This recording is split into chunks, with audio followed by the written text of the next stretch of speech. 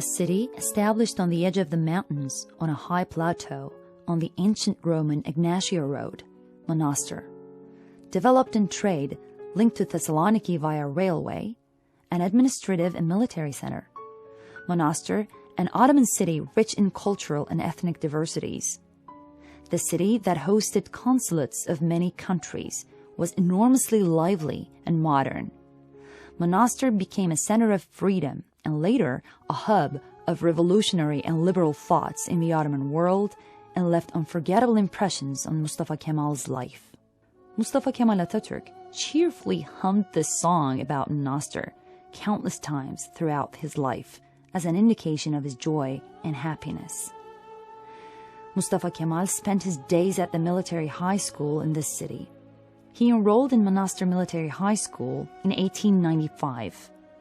He had many famous schoolmates.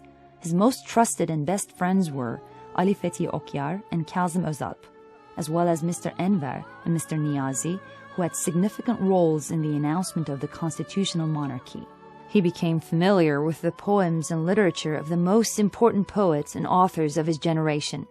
A friend of his, whom he met in high school, was very influential in his passion of poetry, improvement of rhetoric, successful usage of Ottoman language, and enthusiasm to write well. Ömer Naci, who had a reputation as the class poet and orator. Mustafa Kemal's love of poetry was so strong that he even tried to write some.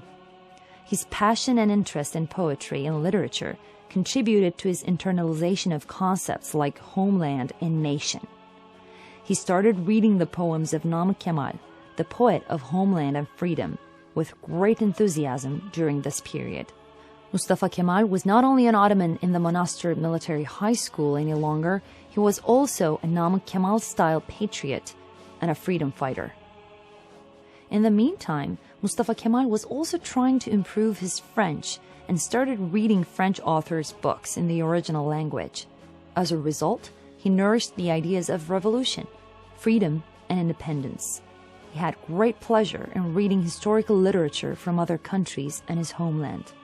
He loved classes of his history teacher, Mr. Mehmet Tevfik, and his literature teacher, Mr. Mehmet Asım. While he pursued his military career, he became aware of the problems his country was facing. The rise of nationalistic feelings in the Balkan states also grew in his heart.